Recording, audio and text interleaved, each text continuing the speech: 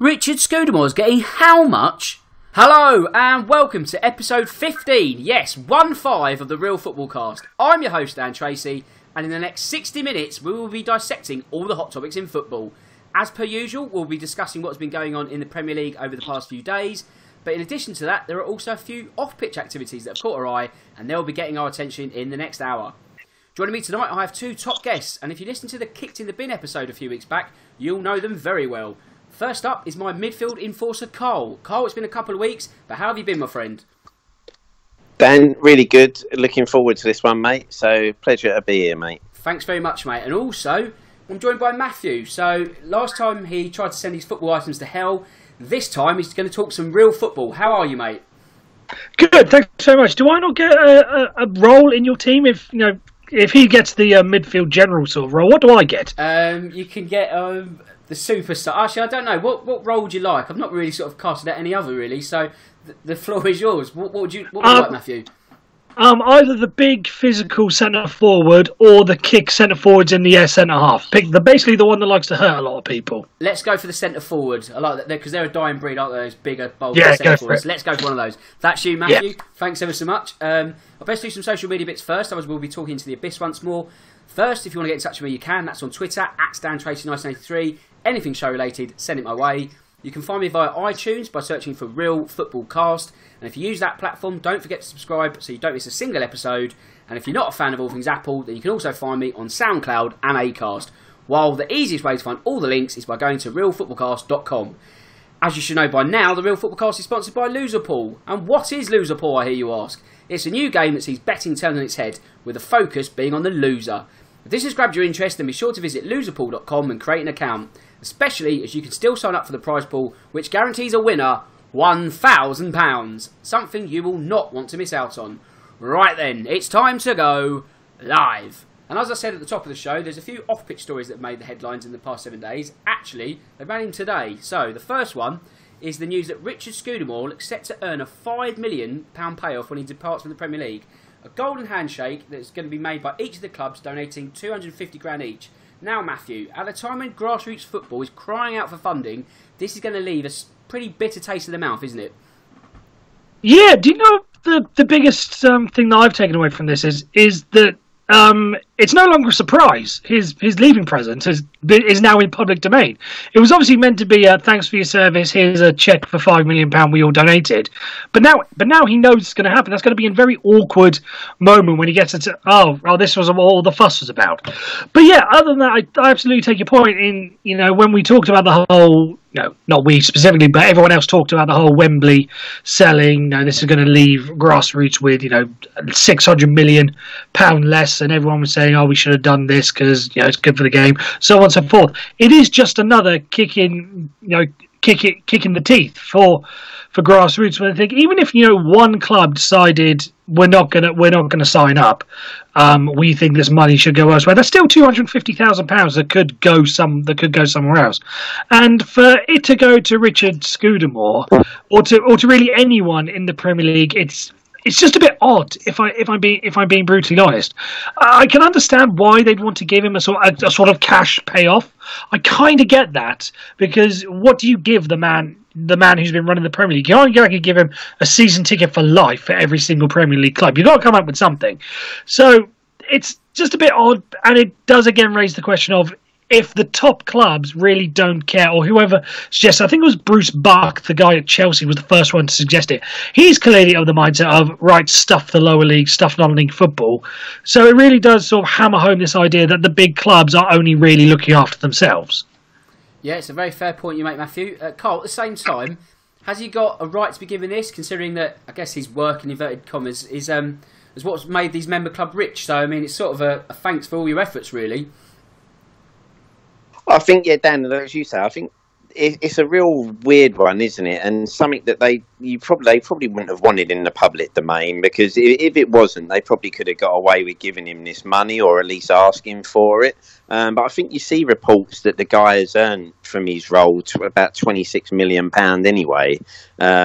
So he's not exactly shy of money, is he? No, absolutely not. And again, you start sitting there thinking to yourself, with all the great causes that there are at the moment going on, you know, let's face it, even if you look just outside of football, I know lots of clubs do lots for the community anyway, but if you just said to each of those clubs, you know, that 250 grand, spread it in your community. You know, there are certain clubs who probably could do stuff with food bins, you know, and donate to that kind of thing. As we say, grassroots football, if you want to keep it in the game, you've only got to go out and look at the state of pitches that kids are playing on weekends and kind of feel that, you know, if each club was told in your area, spread this 250k out and give all the local teams some money and help them with facilities, and they could even have set up, you know, a thing in Scudamore's name, couldn't they? You know, the Scudamore charity or something. And then everyone would have come out of this looking amazing, wouldn't they? Because it would have been, well, what a gesture, you know, that's great. The guy's earned enough out of what he's been doing anyway. So, yeah, the whole thing just leaves a bad taste, really, if you look at it. I do know, I think, at the point we are recording this, I do believe it is just a discussion at the moment, isn't it? And that's right. They haven't kind of agreed on this. But you kind of think if it's been discussed, then the powers that be want to do it. So, you know, the only hope could be that now it's been in the public domain and there's been a bit of a kick up and people don't really see it as something that's going to go down well. Maybe it will change the way they go with this, and maybe they will do something where they give that money and spread it out to grassroots football, because let's face it, that is where that money should go, really, if those clubs are going to do it. Yeah, you've made an excellent point there. Is this now turns a chance for Richard Scudamore hasn't exactly had the best reputation, or doesn't exactly come off as the best of persons when during his time as Premier League chief executive or whatever his title is, because he was the one that came up with the 39th game, so he's always had that bit. Sorry to interrupt, that was going to be my next question, so please carry on. But I was going to ask, how will history be kind to him? Is it has he accelerated the chasm of the England game as a whole, or will his legacy be sort of tainted by that attempt to bring in the 39th game? What do you think about that? Yeah, I'll touch on that, but my point was initially, this is a chance for him to sort of resurrect to some extent his reputation and say, right, I'm going to decline this gift, you know, and give the, you know, you mentioned it, give this money that you propose, absolutely take it, but give it to your local FAs or something like that. Give it in my name, sort of thing. So there is a chance for him to sort of resurrect his appeal. To the question of how are we going to sort of look back on him, I honestly don't know, because other than game 39 and bringing money in, because that's basically what he is. He's basically the guy who's in charge of marketing and getting all the money in. I don't know what else he's done. Sort of on like when he wakes up in the morning, what does he do? What is his day-to-day job? So we can only really judge him, or I can only certainly judge him on the two big things that he's done, which was game 39, which I was okay with in principle. You know, taking a game abroad, I just didn't think. He obviously wanted to. Again, it was a money-making tool. The idea of taking a Premier League game abroad, I was a fan of. I wasn't a fan of, you know, it being an extra game. If you wanted to incorporate it into the regional 38, then I'd be all fine with that. So in principle, I was okay with it.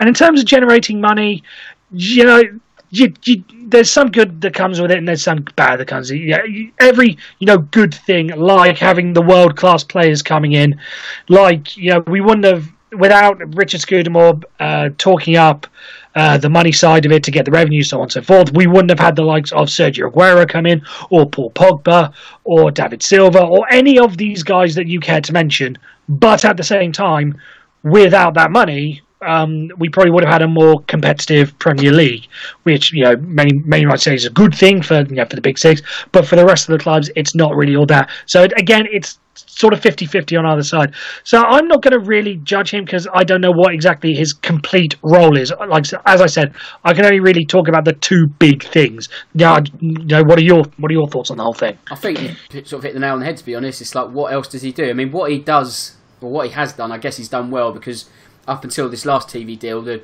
rate of the increase has been phenomenal, isn't it? You know, we're looking at £300 million the first TV deal, and now it's up to sort of £5 billion. So if that's his remit, that's his job, then you have to say a job well done. But is it really worthy of an extra £5 million? You'd think, well, probably not really, because that is your job. It's a golden handshake of sorts, really. But we'll stay with the FA, not quite the Premier League. But Carl, also today there's reports that the FA wants to try and bring in an increase in their ruling of the homegrown component to each 25-man squad. So it's 8 at the moment. They wanted to increase it to 12. Now, seems a good idea in theory, but is this like turkeys voting for Christmas? It would be a harder one for them to try and get through. I think there'll be a lot of pushback from the bigger sides, who probably will feel this could hold them back slightly, the way they progress their clubs. The middle to lower team sides, I think, will probably enjoy this, or wouldn't mind that coming in, because I think those clubs really do work a lot more on their homegrown players. Whether the likes of someone like Man City, this would work for them, with how they do things, because that is a side that have got these great academies, but you don't actually see that many players come through from there, because they want the real deal and they want it there. I like the idea. I think obviously if you've got an interest in your national team and your own game in your own country, then it's something you'd really enjoy, because one of the big complaints is that we don't have enough younger players, or players breaking through, and that they don't play enough first-class football. And that's one of the reasons why some people will feel we don't, England maybe haven't done better over the years, because we found it too easy to bring in foreign imports into the league. And Matthew, would this put the English clubs at a disadvantage against their European counterparts in competitions such as the Champions League? The likes of Barcelona, Juventus, PSG, they're not going to have the same restrictions, are they? Because you would be asking for half their squad to be made up of homegrown players. So surely, from an English club point of view, that's going to be shooting themselves in the foot, wouldn't it? I think in the short term, it's going to affect them, because there's going to be that initial period of where Manchester City, for instance, are going to have to put Phil Foden in midfield rather than David Silva, because they've got to tweak their squad and work out how to get the right fix. And they might have to get Joe Hart back, for instance. It's going to hurt them in the short term, because there's going to be that initial period. But over the long term, once again, it's something I've been an advocate for. Is eventually, once you've got these young players playing the games and getting the experience, then they're going to gradually get better because they've been playing with all these superstar players and against superstar players. So they're sort of upping their competition. And I think it's a good point. This is only really going to affect the big sides. No one's accusing the likes of Bournemouth or Burnley of splurging out on big foreign names. They've got their core of English/British players. That's actually a good question. I haven't read the finer details of this. Is this contracting people to play English players, or homegrown, or British, or how does this specifically work? I think, as we understand homegrown footballs at the moment, so whatever that restriction is, which I must admit I don't know the exact minutiae of that, but that 8 at the moment is made up of 8 of 25, they just want to extend it to 12 out of 25. So what we've got, that's right. But is that 8?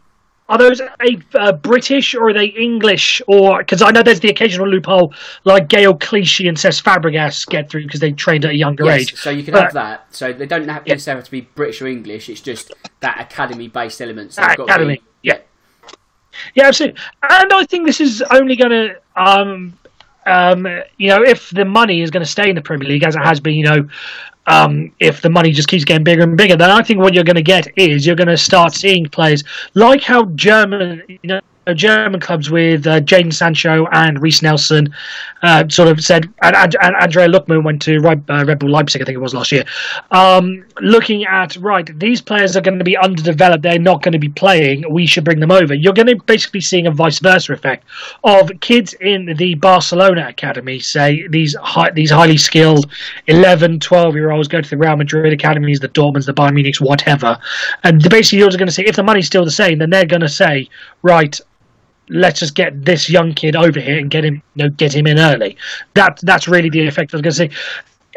I don't think it's really going to have that much of an effect on the results. I think it's still going to be who has the most money at the end of it is going to be winning these things. So I can't see Arsenal or Tottenham challenging for the Champions League anytime soon as a result of these changes. I think that's fair enough. I mean, like I say, it's going to hamper the big clubs more if it does come in. Whether they'll vote for that, I don't know.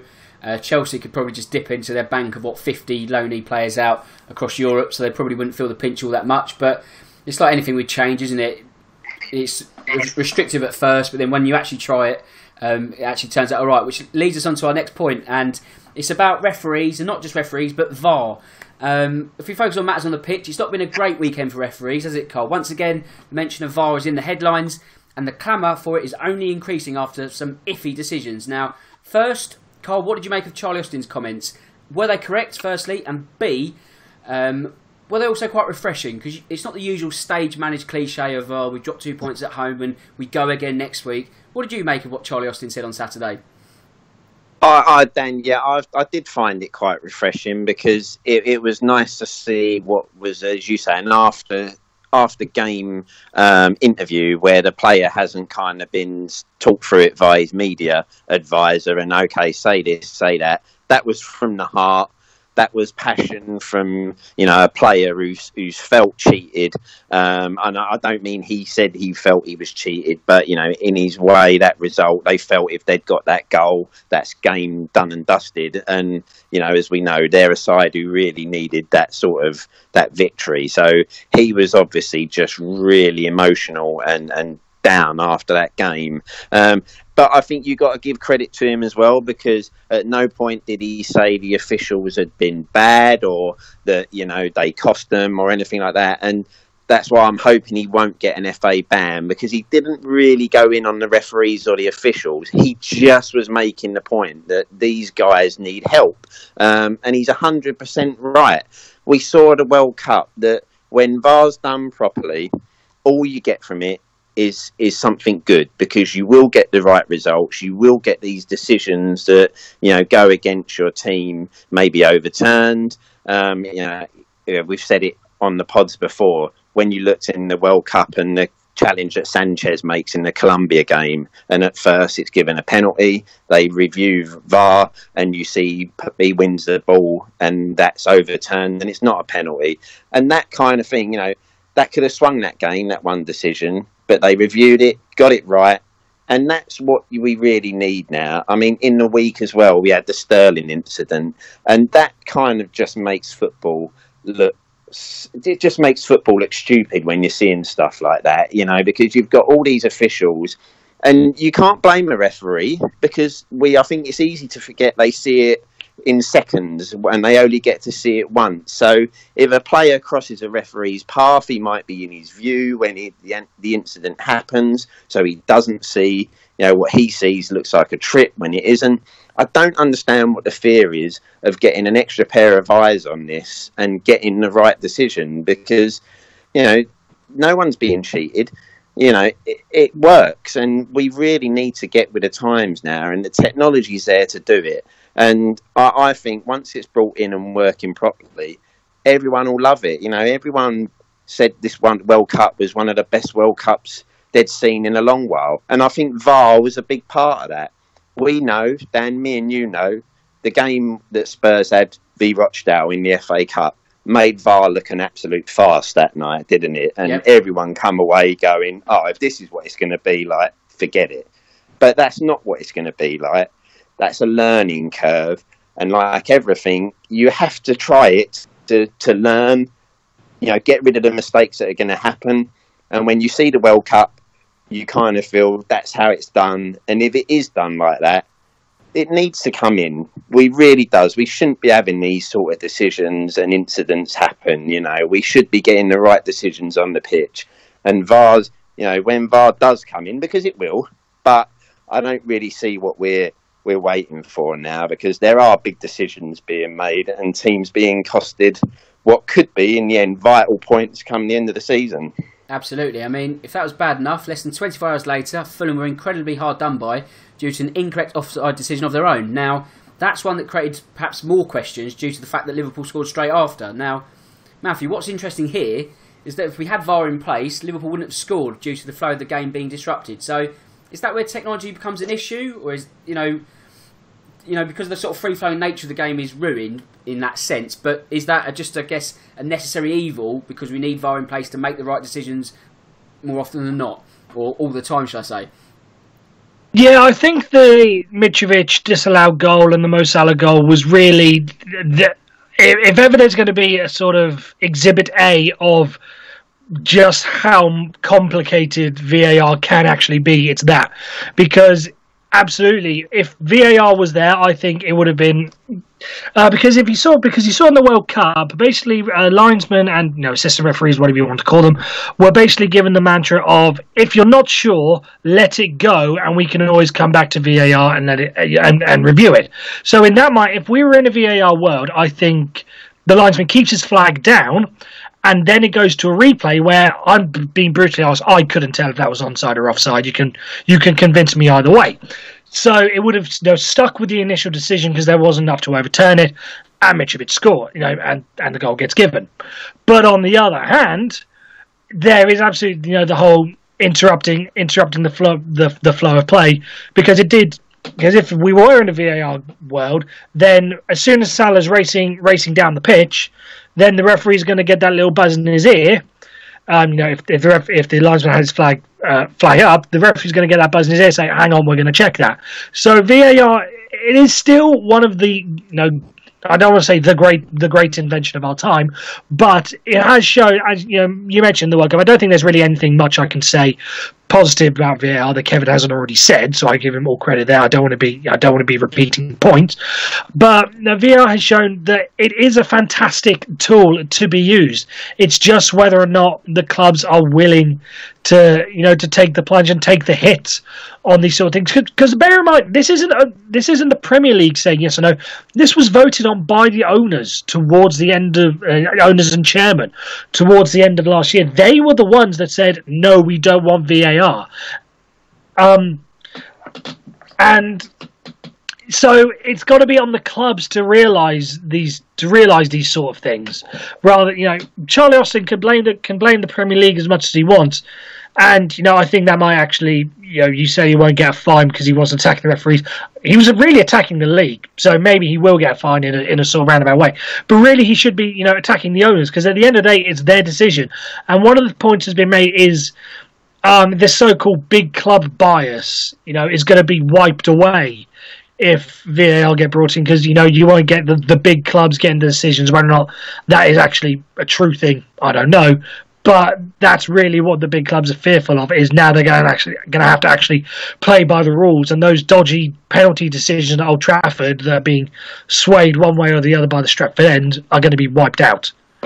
It's a good point you make, actually, in terms of actually the owners sort of voting against it, because they didn't want the uncertainty element. But surely now you sort of think those two issues in isolation, they're not the first ones that sort of happened this season. With so much money on the line, why sort of take the chance to have an incorrect decision cause you relegation? I know that's the sort of the nightmare scenario, but it's something that could happen, couldn't it? I mean, take Fulham for example. You don't know that point swing at Anfield. I know there's a lot of games thereafter, but you sort of add them up and you think, oh, do you know what? If that decision went our way, then we might be in the Premier League and not the Championship. Just painting a sort of picture there. But we stay with you, Matthew, as a Fulham fan, and it's only right we shine a bit more light on their recent woes. So, rock bottom as we go into the international break, which I guess we're in already. Are you in the camp that Jokanovic needs to be backed, as ultimately his efforts from last season should not be forgotten, especially from where they were, say 12 months ago, they were, low down the Championship and that phenomenal rise up the table? Or is it really a case of what have you done for me lately? If I were to be brutally honest, I've been in the Slav must go camp for a number of weeks now. I think thank you for what you did. You did fantastically, but I don't think this is something I sort of spotted toward even in the Championship, and then his first couple of weeks in the Premier League. I don't think he's cut out for this level. I think some of his game time management and even some pre-match decisions, I think, just leave you scratching your head and thinking, I don't think this guy's cut out for it. I think there's some people have their levels, as it were, and I think Slav has honestly reached his and is slightly out of his depth. Because as much as you want to talk about, we've had a couple of nasty injuries. There is just this sense of we are in November and he doesn't know his best side. I think if you're at that stage and you don't know what you are doing and you don't know the best way to attack things, then clearly something is wrong. I think and it's something that he's brought out in the media, that he's stuck in his way. He thinks that his way is going to work, and maybe it was obviously successful at championship level last year when we were blowing teams away. But the fact is, if it takes. No, we could have. Arguably, we were the best team in the championship the past 2 seasons. But the way that Slav implements his style is it usually takes a couple of months to implement things, and that can knock off 3 or 4 league places as a result, because you're losing points at the start of the season, and then you'll get them back on the latter end. But the problem is with this squad, if we were initially like the 15th best team in the league or 14th or something like that, if you use the same logic and the same maths. Of it takes, you're going to lose 3 or 4 league places because of the points loss and so on, then that puts us in the relegation zone. So I think there is absolutely. I can understand the argument of we looked better against Liverpool, but we could easily, if Sessegnon takes that chance and the linesman is a little bit more in our favour, we go into half time at Anfield 2-0 up, and we obviously see a change in things. But I don't want to base this all off just one good performance up at Anfield. I want to extrapolate this, all that I've seen of Slavisa Kanovic, and if I'm being brutally honest, I don't think he's the man to. I honestly don't think he's the man to keep us up. I did initially think he was. I thought, no, we're not going to be, mid-table. We're going to just about scrape to a 15th, 16th finish, and I think Slav was the man to do that. But it's just sort of reaffirmed my views that I sort of had towards the end of last season, where I didn't think he was good enough. It's just been proven right in front of me. I don't think he's the man to keep us up anymore. I'll stay with you, Matthew. I've got a stat here that they've made 33 lineup changes, which is the most in the Premier League this season. So that's 3 per game since the opening day. Now, I understand that some would have to be enforced due to injuries and suspensions and such, but when it comes to their defence, is there a greater argument that surely they need to be sort of trying to stay with the same back four most weeks to try and sort of build cohesion, and that way you then build a platform, the same players have an identity that then they sort of get themselves out of trouble? This sort of chopping and changing every week is doing your club no favours, surely. Yes, absolutely, and it's one of these stats that I cling on to. It's my trump card every single time everyone talks about it. Is when we finished 7th back in 2008, 2009. I think by April we'd named an unchanged side something like 25 times. So we knew we had that consistency. It's a beautiful stat. It's something along those lines. I don't know the exact number. I just remember it being mentioned on Sky when we played Man City away that we'd named an unchanged side for the 21st time. So if you put that over the rest of the season, it's 25 or more, whatever. But I think we do need to find a consistent. I want to honestly. If I was Slav, I'd go and copy what Gareth Southgate did in the World Cup with that sort of 3-4-2-1, how you look at it on a formation sheet, and get the likes of Alfie Mawson, who I think is a fine centre-back. For some reason, he had his injury problems when we bought him, and we knew we had to leave some time to bed in. But I think he's been our best defender. But for some reason, he just hasn't been playing. And it can't be a fitness issue by now, because you wouldn't have bought a player that was going to take until November to be fit. So it's obviously a selection issue. I'd go for Alfie Mawson as the central centre-back. Callum Chambers, who's come in for a bit of stick, but against Liverpool, really stepped up a notch, even if it was in that defensive midfield role, if he was sort of out of his natural position as centre-back. I'd have him as the right centre-back, and Maxime Lemarchand as the left centre-back, who's been one of the few signings that's actually impressed me this year. He's comfortable both at left-back and at centre-back. So I think that needs to be our back three going forward. The rest of it, can sort itself out with Jean-Michel Sherry, Tom Kenny, Ken McDonald, and Geese. So a lot of it can sort itself out, but that needs to be our solid, continual back three going forward if we're going to have any sort of, I don't want to say success, because finishing 17th isn't really success, but any sort of accomplishment this year, it has to be that back three going forward. Carl, I guess for Fulham, their saving grace is they've not had a nightmare start like Palace last season, with like no goals, no points of 7 matches. So it's not that bad. It's that in itself makes it very tight at the bottom. It's probably a little too early to be mentioning the R word, but their game against Southampton when we resume after the international break is almost a 6 points already, isn't it?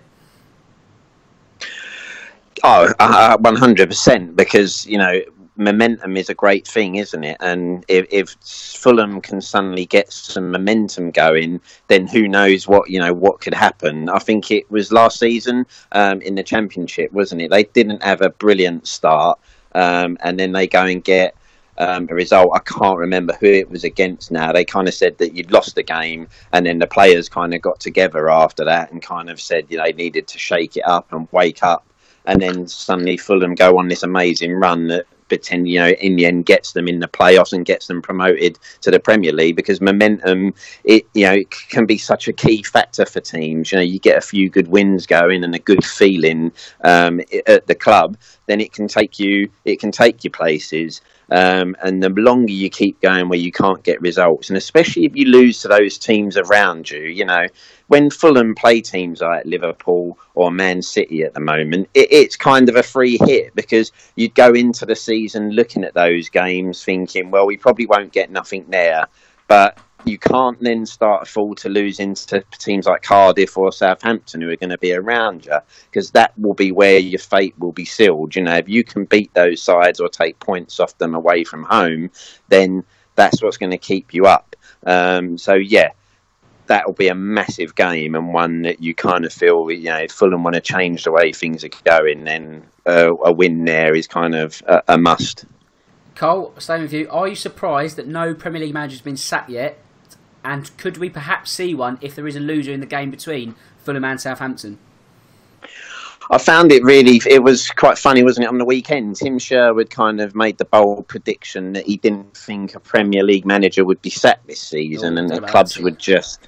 Yeah, I found that really bizarre, because you have to sit there and say, chairmen will sit on their hands for a little while, but once you start getting towards Christmas, if you're down there and you've got the likes of Big Sam and that out of work, then those teams and chairmen suddenly start seeing the money that they could be about to lose. And you kind of feel that I think Southampton could be the first to make the move. If that result doesn't go for them, then I'm not a big lover of Hughes anyway. And I think maybe you'll see Southampton decide to take the plunge and change things up there. But yeah, I think we'll definitely see a couple go, won't we? There's no chance that Tim's prediction is going to come true, because I don't see a chairman being brave enough to sit on his hands and just kind of let it ride out and see what happens, to be honest. No, there's no way you could have 20 chairmen just being happy with what they've got. It's just not natural, is it? No chance. No chance at all. On that note, Matthew, are we any closer to the Jose Mourinho era going up in smoke after United's 3-1 defeat in the Manchester derby on Sunday? No, because I think they surely would have sacked him by now. If something would have happened in the summer. If it hasn't happened by now, when is it going to happen? If I'm being, there's still a Champions League campaign that could, if he goes long in there, that could save his legacy. If they go deep into the FA Cup, that could save him. Let's not forget, this is still still Jose Mourinho. This is still, he brags about it, but this is still the man that won three Premier League titles with Chelsea. This is still the man that won the Champions League with Porto and with Inter Milan. There is still a good manager in there. There is still the potential for him to suddenly flick a switch and all of a sudden problem solved. He has it in him. I gladly, we're not talking about Slivy's getting sacked, but if Slav and Mourinho both got sacked tomorrow, I'd gladly take Jose Mourinho in my club. Absolutely. He's not a bad manager. He's just going through a bad spell at the moment. Every manager has them. Yeah, that's fair enough. I think that's a sensible opinion, to be honest. I think if the trigger was to be pulled, we probably would have seen it, before the last international break. I think 8th is a slight false position, because if had a better goal difference, they'd be 6, and they'd just be the worst of the big 6. So that's slightly sort of... You're also seeing glimpses, Dan, aren't you? That I think must be one of the frustrating things for United. Yes, they've right. shown glimpses of a side this year that you suddenly sort of go, well, why can't they play like that all the time? That's it, isn't because if they played like that, you kind of think, well, they'd definitely be in the top 4. And I think that's probably what's saving him at the moment, isn't there? That they show the odd glimpses where you think there's a real decent side there. And as you said, I think they'd have done it at the early part of the season, especially the way the results went. Yeah, that West Ham defeat would have been the perfect one, wouldn't it? Yeah, definitely. I mean, Carl, what did you take from the derby on Sunday? City, they exacted revenge for having their title-winning party ruined back in April. So, after the game, Pep Guardiola said that he wasn't particularly happy. I mean, has he got cause to be upset, or is that just the perfectionist in him speaking? I think that's just a perfectionist, Dan, to be honest, and maybe that's. I think that's mind games as well, isn't it, with his own side, because they were the only team in that game, really. You know, at no point did you feel that United had enough about them to be able to get the result. You know, even at 2-1, I know some City fans probably would have seen last year's game running through their mind at that point, but City was so in control. And United really just weren't able to put it together going forward to cause them real problems. And I don't know, you always feel City can up it when they want to. You know, you just kind of felt they got in front, and then they started just playing, you know, possession football and keeping it sensible. And you just always feel that City are a side that if they really need to up their game, suddenly they could put in a 10-minute burst where they tear you to shreds again. So no, I felt it was comfortable for them, and I think Pep's probably just giving a little bit of mind games there to keep his players on their toes. And you know, if you're in his position, why not? Yeah, I mean, the way City were toying with United, I mean, you can't really sort of think, well, you know, there's no cause for complaint really. I mean, if there was any complaint, you know, maybe the fact that it should have been 2 or 3 at half time, I don't know, but you know, the fact they won out of cancer, really. I mean, it's like I say, I think it's just like mind games and just sending a warning to the title rivals. But Matthew, in terms of Romelu Lukaku, he came off the bench, won a penalty, but again, he sort of flatters to deceive, doesn't he? He's not really done anything of note this season. That transfer fee that was spent for him last summer is looking a little on the hefty side, a bit like Lukaku at the moment. He doesn't really look sort of bullish and trim, does he? So, what's your take on what's happening with the Belgian at the moment? Again, sort of similar to what I said about Jose Mourinho. Romelu Lukaku isn't a bad player. No, of course he's not. No. Yeah, he's just going through a bad spell at the moment, and I think the way it worked at Everton was they built the team around Romelu Lukaku getting all the goals. Whereas now he's at Manchester United, they're looking for goals, from other places and their style of play. So they're looking for, they're trying to build the team around Paul Pogba and Anthony Martial, and to an extent Marcus Rashford, who's been getting game time. So I think he's not quite fitting into what the system is meant to be. Is meant to be in Old Trafford. So, here's an interesting thing: the fact that Anthony Martial's on penalty duty when it's not Paul Pogba. You'd think if you want Romelu Lukaku to get some sort of form and some sort of morale, you'd have him on penalty duty. So obviously, again, as I say, they're not building the team around him, and that's sort of what he needs to flourish. Like even for Belgium to an extent, he's not the great. It wasn't as if he was challenging Harry Kane for top scorer of the World Cup, because they were building their team around the likes of Hazard and De Bruyne and to an extent Moussa Dembele. So it's just a case of he's in the wrong system at Old Trafford, and they just need to find a way of getting him more suited to the system, or building the system around him. Because Man United have done that in the past with the likes of Van Nistelrooy. Basically, just put the ball into any spot in the 6-yard box, and he'll get you a goal. They just need to try and find something similar to do with Romelu Lukaku. Yeah, I think you're absolutely right. I think really they're just not playing to his strengths. If you can build a system around a good striker, then more often than not, he's going to get you a lot of goals. So I think that's something that United have to be mindful for. But let's sort of have a whistle-stop tour around the rest of the Premier League, as it was a busy weekend. It's not usually company policy on this one to talk about 0-0 matches, but Chelsea-Everton wasn't a dour one as such. In a weird way, I found it more interesting than the derby. Just had a little bit more attention to it, I guess. But Carl, it was quite a robust game, wasn't it? There's quite a few niggly tackles in that one. Oh, definitely. I mean, yeah, there was surprise that there wasn't one or maybe even 2 red cards in that game. It certainly wasn't. There was no love lost between the players there, and like as you said, Dan, it was quite an interesting game to watch. You always feel. I don't know. I always felt that at some point Chelsea were probably going to go and nick that winner near the end. Yeah, that's what I thought. You just had that feeling that. Yeah, here comes the 85th, 86th minute winner. But fair play to Everton, because that's a really good point for them away at Chelsea, because Chelsea are flying this year. There's no doubt about it. So for them to come away there with a point, I think that was really good. I would be interested to see if some of those tackles are going to be looked at afterwards, because I think some of them are the kind of tackles that I would like to see retrospective action taken for, because some of them, there's one I think you see where the Chelsea defender just literally jumps in, on the guy's ankle. Oh, Jorginho and Sigurdsson, wasn't it? Yeah, that's right. I mean, nasty, that one. That's a horror tackle, and that is a sort of tackle that you do want to see some kind of retrospective action for, because that's the sort of tackle we want to see, eradicated from the game. We don't want to see tackling eradicated, but we want to see that kind of tackle where you're jumping in, where the aim is to catch the bloke.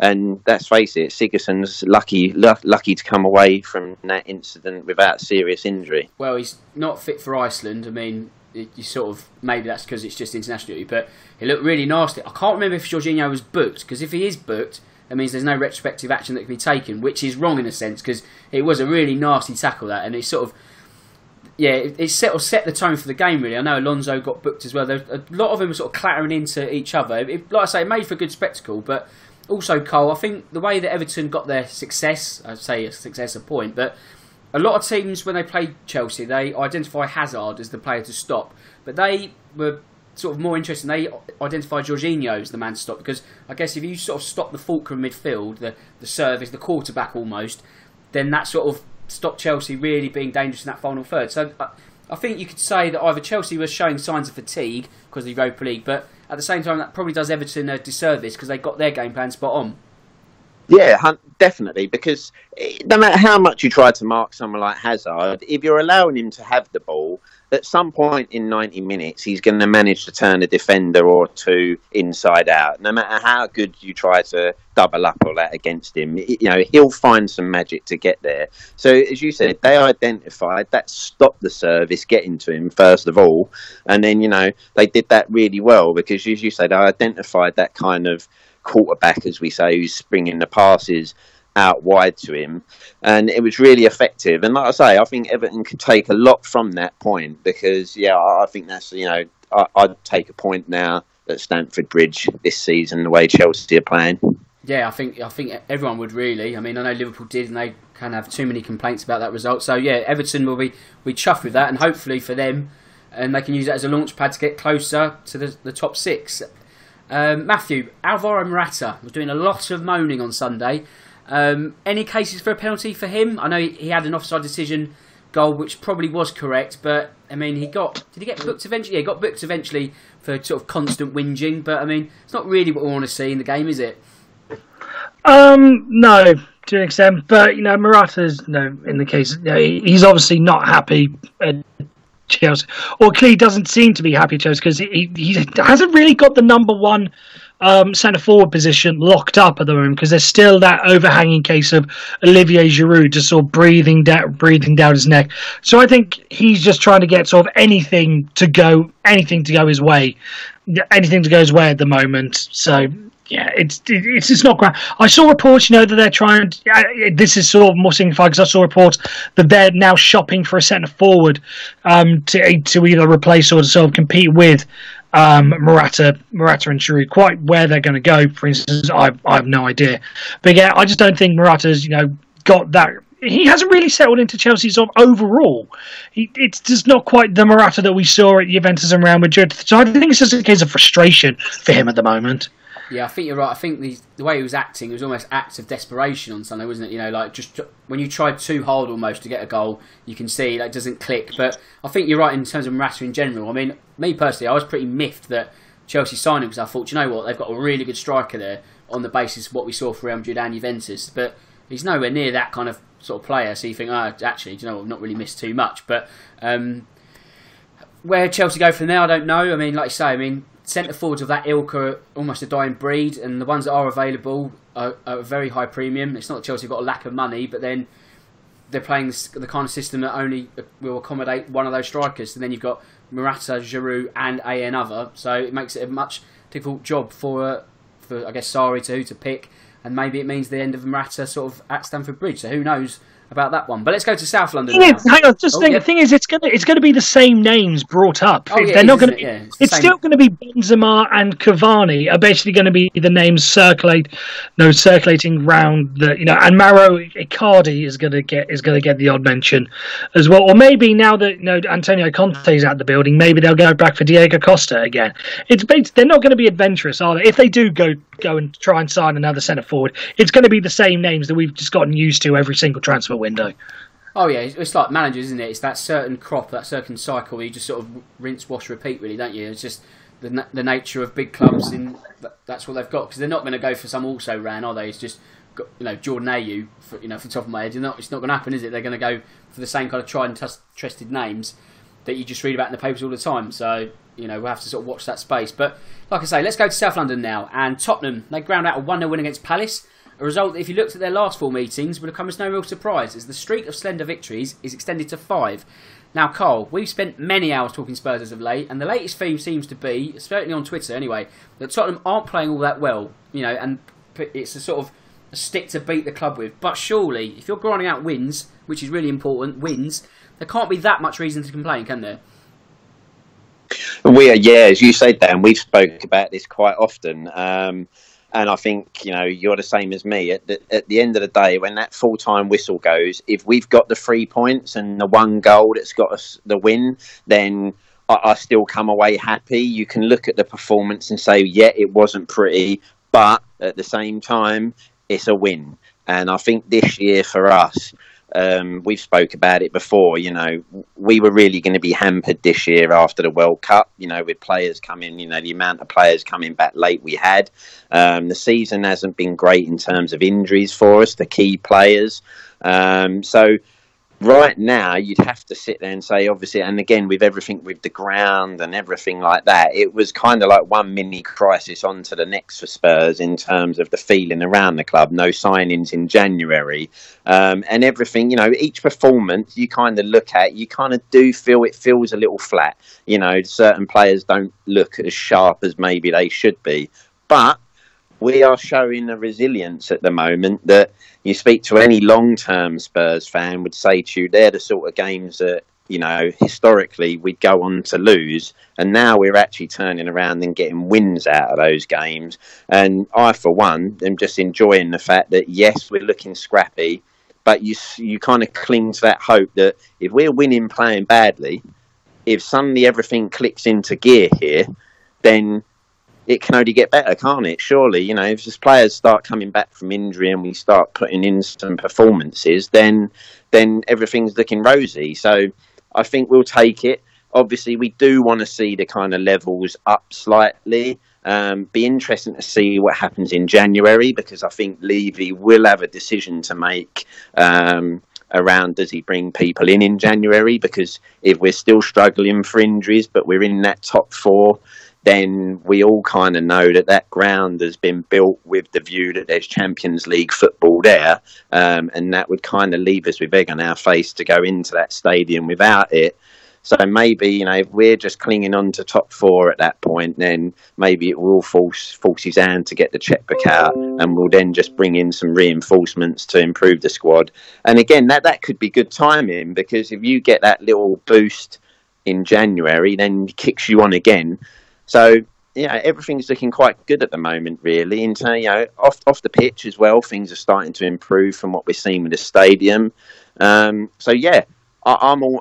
happy at the moment, if you like. We're not happy with the way we're playing, because we would like to see it better. But if you can just keep getting wins, especially at tough grounds, we've played a lot of our games away from home now. So, that again could work in our favour once we start getting them home games. Yeah, I mean, obviously the ideal is to win while playing the most beautiful football possible. But at the same time, if you have to roll up your sleeves and win ugly, then so be it. And I don't think that's necessarily a bad trait to have either, because it shows that you're a team of a bit of steel. Tottenham have won a lot of admirers as of late because they play football that's easy on the eye. But it's football that's easy on the eye that's not winning silverware and it's not winning Premier League titles. So I'm not saying we're going to win the Premier League title this season, But if you can start really grinding out sort of results where, like I say, last season we probably wouldn't have, then I think those complaints can be put to one side, at least for a few sort of weeks. So, and when we get to January and the transfer window opens up, then you sort of would hope at least that there must be sort of scope to buy one or two players. Because I think, like you say, Daniel Levy's going to weigh this up and think, I built this stadium for Champions League football. I can't afford, after the season we've had off the pitch, for this to slip through my fingers. Like, I've got to pull the trigger. So it'd be really interesting to see what happens there. But Matthew, I'm also interested to know your thoughts on Juan Foyth. Tottenham fans have been waxing lyrical over the Argentine as of late, but I'd be keen to get the perspective of a non-Tottenham supporter. What do you think is possible for him? Is the sky the limit for the Argentine? What's your take? I think if the sky is the limit for him, then he's in the right place to do it, because Mauricio Pochettino has shown in the past that he's willing to take a chance with young players. Like Harry Winks has very slowly but surely, I think is at this stage good enough to be a first teamer. The same could go for Juan Foyth. Maybe let's not start talking him up right now. Thank God he's not British, because otherwise the hype train would already be on, and there'd be clamours of people saying that he should have been picked. He should have been picked in the England squad, for instance. So thank God for that. But other than that, you obviously know a lot more about him than I would. Because he's from your club, obviously. But from what brief bits that I've seen from him, then absolutely, there's a class player in there. It's just a case of whether or not he gets the game time to show it. And with Mauricio Pochettino, then absolutely he will, because that's what Pochettino's done. And Carl, actually, Matthew raised a very good point there. And it's one that me and Jess touched on last week. Will Juan Foyth get the game time that he needs? Will he get sort of itchy feet and think, do you know what? I'm getting to, let's say he's 23, he's still behind Alderweireld and Vertonghen. Does that create its own issue? Because you think, right, we've got this really, really promising defender that you don't really want to loan out either, but we can't really just give him the scraps of the Carabao Cup and, like the FA Cup, playing Newport and Rochdale like he did last season. At what point do we have to sort of pull the trigger on him? Because otherwise, it could be someone else's game, couldn't it? So, yeah, I kind of feel he's in the, he's looked promising in these last few games. I mean, I know, there's a few people, the 2 penalties at Wolves, but he was kind of sold down the river with those 2 situations, because Trippier had kind of played him into trouble when he shouldn't have done. So he's had a real steady start. I think we saw him last year, and you kind of played a few Carabao Cup games, and you kind of thought, okay, yeah, he looks like he could be a reasonable player, but he was young, and you knew there was a lot to do there, and potentially this was going to be a player that was be ready for us in, say, maybe three seasons' time. And I kind of don't see nothing much has changed. He's had those good couple of games now where you think, yep, he's played really well. But as you say, he's not going to get ahead of Alderweireld, Vertonghen when he's back. And after that, you've got Sanchez to come in. So I don't think he's going to dislodge those 3. So I guess for him right now, he just needs to kind of try and bed in and press as much as he can. It looks like he probably will get Carabao Cup and FA Cup games. And all he can really do is just do what he's doing right now. If he plays really well and he carries on the sort of form he's shown in the last couple of games, then I'd be surprised if we don't start seeing him make the step up a little bit more regularly next season, especially as we know, Vertonghen's still there, but that could all change again, Who knows? Could even change in January, but you'd probably feel that might change at the end of the season. So I think for him, it's just keep doing what he's doing, and he might find that next season he gets a chance to become a real kind of more regular starter, and we'll see him a bit more around the kind of bench in the Premier League and that. Whereas this year, I think this is still probably he's ahead of schedule, I'd say. Yeah, I think you're exactly right on that front. Let's stay in North London now. And Arsenal. Matthew, they were held at home to Wolves. They lose a bit of ground in the race for the top 4. But I guess when teams above them are going on these stupendous unbeaten streaks, a draw almost feels like a defeat, doesn't it? Yeah, and you mentioned they lost ground on the race for the top 4. I think in the long run, Arsenal are going to be absolutely fine. I think they may even sneak that fourth spot, and it must be hard for you to. I feel bad saying that. Brave. But But yeah, I've been really impressed with what Unai Emery's done. And also, I should probably stop talking now I think about it. But I've been really impressed with the start he's done. I thought that he'd take that 1 year struggling, adapting to the Premier League. But this result aside, because Wolves have shown that they can come up and cause trouble with the big sides. That's an example of how a promoted team should be playing. When you actually stick with the side that got you up. But no, you mentioned Arsenal. They were never going to be challenging for the title this season. So the fact that Liverpool, Man City, and Chelsea are both going on there, are all three rather, going on their unbeaten run shouldn't really be a problem for them. We're now back to what Arsenal were of 3 or 4 years ago, where their whole season is going to be defined on fighting for that 4th spot, and it's going to be interesting to see whether or not Unai Emery gets a pass, so to speak. If he doesn't get that fourth spot ahead of the likes of Tottenham and Manchester United, whether or not they're going to give him that free seat. It was your first year, you inherited a squad that finished 7th, I think it was.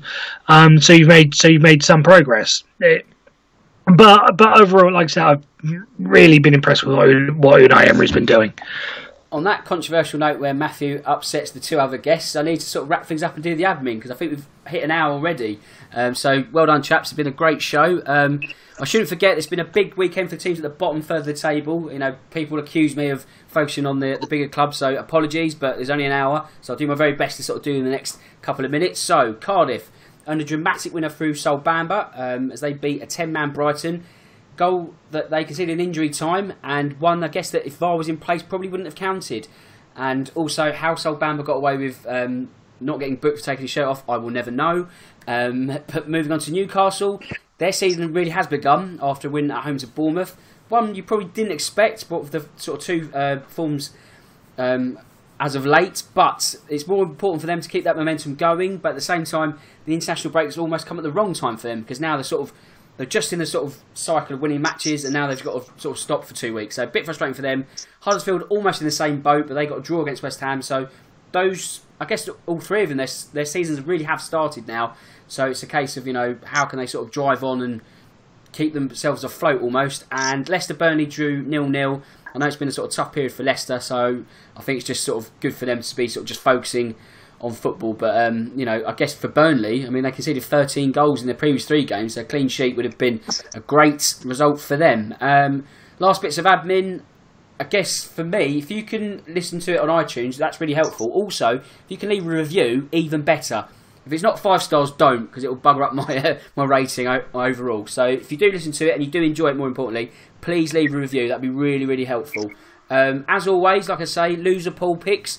None this week because it's the international break. So just to recap on last week's one, JS again got it right as Fulham lost to Liverpool. I got mine one right as Palace lost at home to Tottenham, and also my brother is a guest one, got it wrong because he said that Wolves were going to draw with Arsenal. Wolves were going to lose to Arsenal, and he got that wrong because it was a draw. So he's never coming back as a guest tipper on this podcast. But thankfully, my 2 guests will be coming back during the season, I hope. Carl, just need to thank you as always. It's been an absolute pleasure. Cheers, Dan. Good to have a chat, mate. Enjoyed this one. Thanks very much, mate. And also, Matthew, it's been an absolute pleasure. I hope you enjoy talking real football for a change. Yeah, absolutely. Again, pleasure being on. Pleasure talking to both of you. And if you want me on at any time this season, please, you're only a DM away. It's been great being on here. I certainly will be in touch, Matthew. We'll definitely do it again soon. So it just leaves me to say that my name's Dan Tracy. This is the Real Football Cast in association with Loserpool. And until next time, goodbye.